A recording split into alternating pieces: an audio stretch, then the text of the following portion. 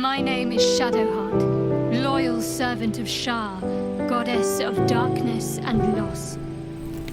There is little more I can tell you than that. My Lady Shar tasked me with a mission of such secrecy that I surrendered great swathes of my memory in order to safeguard the knowledge of it. All I know is that I must bring the artifact I hold to Baldur's Gate, and that nothing can stand in my way.